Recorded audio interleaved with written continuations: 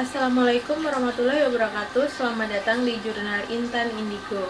Kali ini aku pengen ngebahas sesuatu yang lagi viral, yang lagi heboh, yaitu ada berita 2 makam di Taman Pemakaman Umum Karang Bahagia, Kampung Kepuh, Kabupaten Bekasi dibongkar.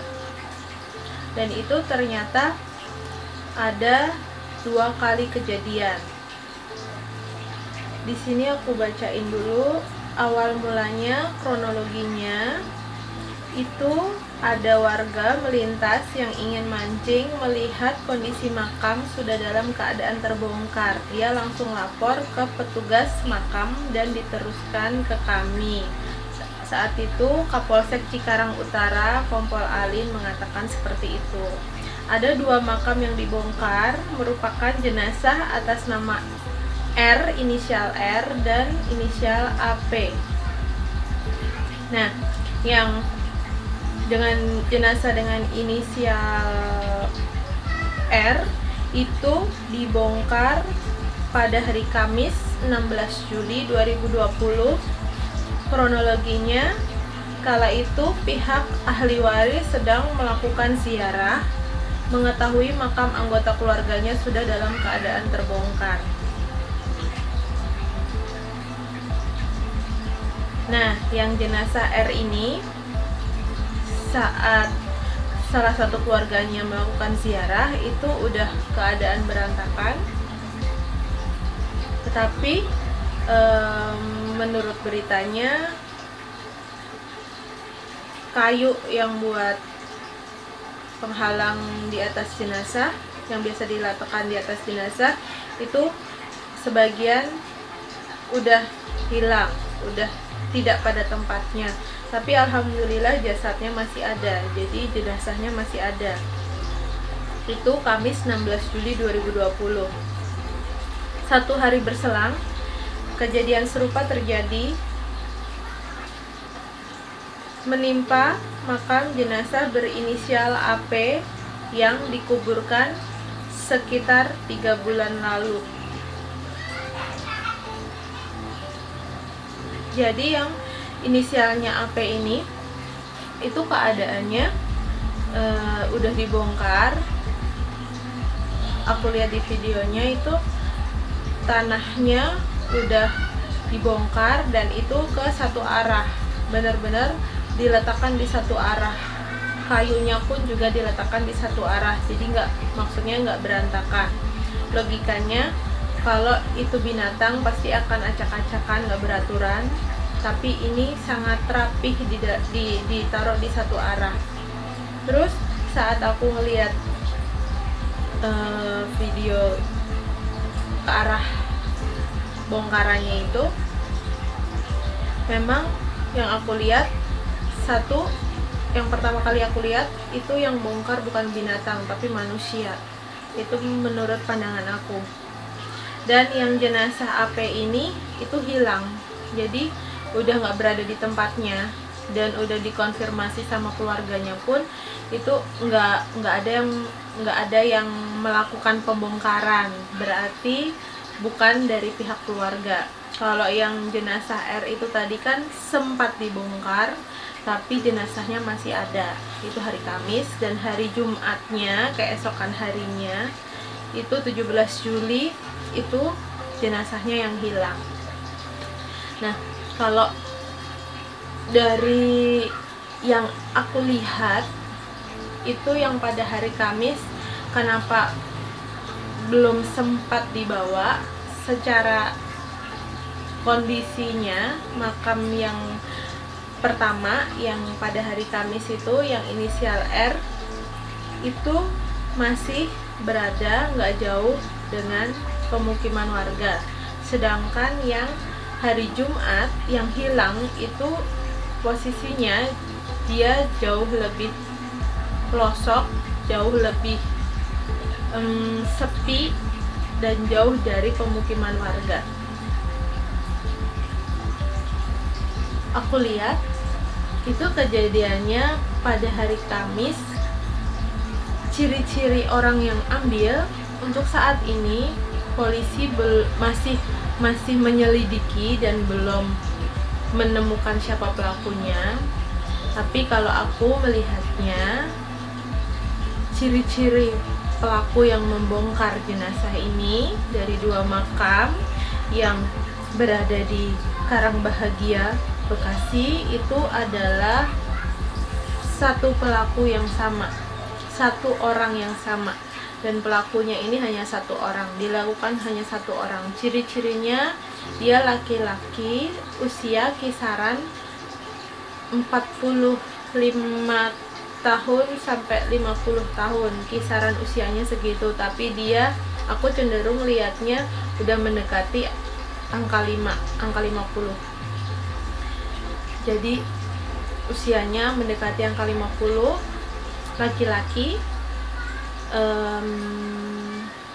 kulitnya sawo matang, dia nggak terlalu tinggi, ukuran laki-laki dia nggak terlalu tinggi. Aku ngeliat dari siluet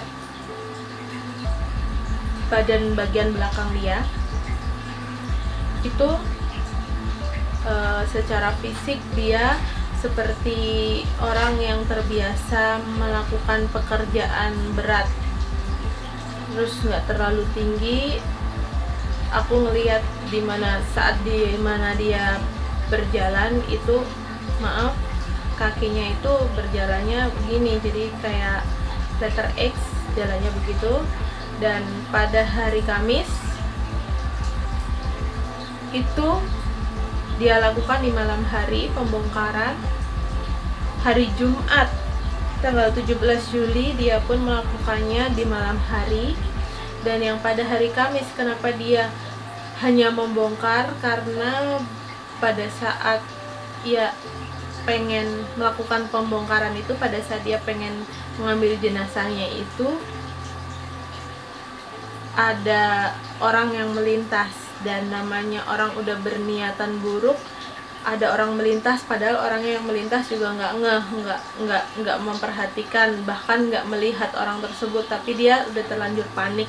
Jadi hanya 3 atau 4 kayu yang dia bongkar, belum sempat ambil, dia udah panik dan meninggalkan tempat tersebut. Itu jenazah yang belum sempat diambil. Dan hari Jumat si orang ini nggak melakukan di makam yang sama. Dia berpindah tempat di makam yang berbeda, tapi masih di kawasan situ juga. Itu dia nyari makam yang jauh lebih sepi, jauh yang tempatnya nggak serame yang pertama. Dan inisial AP ini itu dibongkar lebih mudah, prosesnya lebih gampang daripada yang pertama. Gampang dalam artian tidak ada gangguan yang dialami oleh si pelaku ini. Walaupun perasaannya saat itu terengah-engah karena gelisah, karena takut ada yang mengetahui tindakan dia bongkar. Dan benar saja yang diambil bukan yang biasanya orang lakukan, hanya tali kain kafannya aja atau sebagian dari kain kafannya aja, itu enggak, tapi benar-benar jenazahnya dia ambil, dia bawa kabur. Nah, aku lihat si pelaku ini itu sebenarnya ini bukan pertama kalinya dia melakukan ini, tapi ini jauh lebih berani karena dia nggak hanya mengambil bagian dari jenazah atau talinya atau kain kafannya atau rambutnya, tapi dia ambil semua bagian dengan terburu-buru. Dan dia sebenarnya nggak langsung meninggalkan area pemakaman itu karena dia udah naruh sesuatu. Kalau aku lihat sih kayak kantong gitu, kantong tapi dari kain. Dia naruh sesuatu di satu sudut nggak jauh dari makam yang dibongkar. Jadi ketika dia mengambil jenazah itu, dia sempat ke kantong itu untuk naruhnya, dan dia baru pergi pelan-pelan meninggalkan area pemakaman, dan itu nggak tergesa-gesa karena benar-benar sepi saat itu, malam.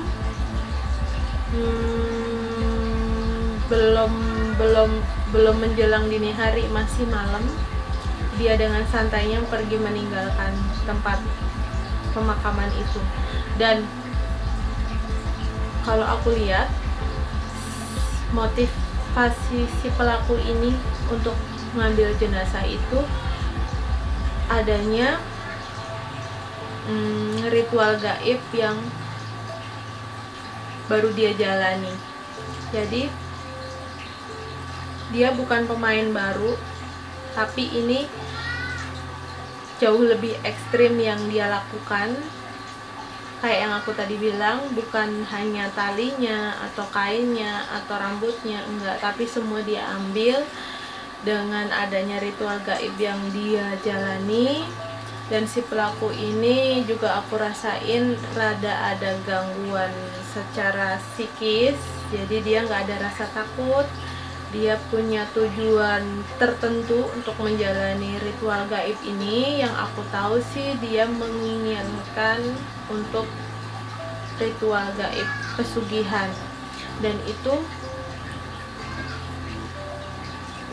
jauh aku lihat ke belakang lagi, dia udah kenapa lebih ekstrim, dia udah berpindah orang pintar yang dia datangi untuk melakukan ritual gaib ini, perjanjian gaib ini.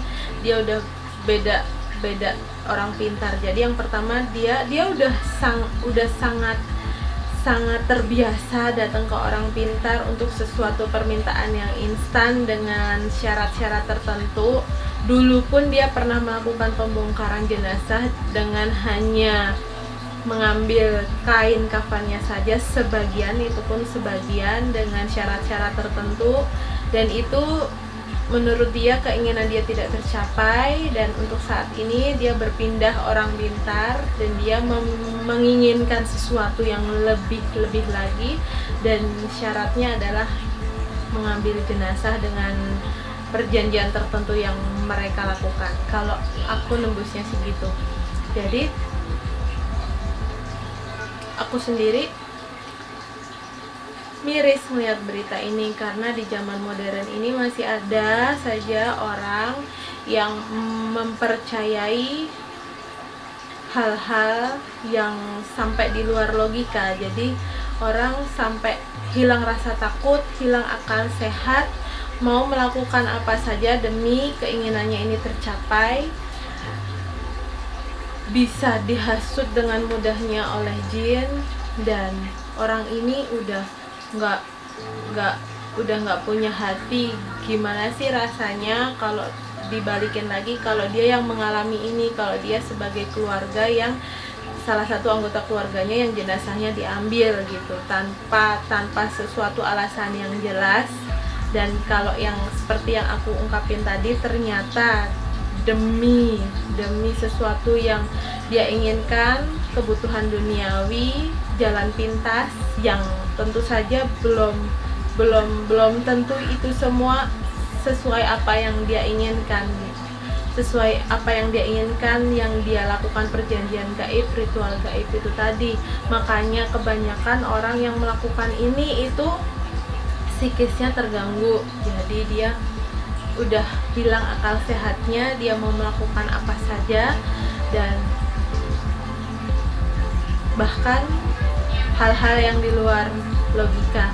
Kalau aku sih berharapnya dari pihak polisi bisa mencari tahu keberadaan, bahkan menangkap pelaku ini ya dengan hukum yang berlaku bagaimana, tapi setidaknya menimbulkan rasa jerah untuk si pelaku ini, karena aku lihatnya dia bukan pemain baru, dia pemain lama. Karena selama ini dia beberapa kali melakukan merasa aman, dan bahkan yang dulu nggak diketahuin orang, karena dia nggak membongkar semuanya seperti yang dia lakukan sekarang gitu.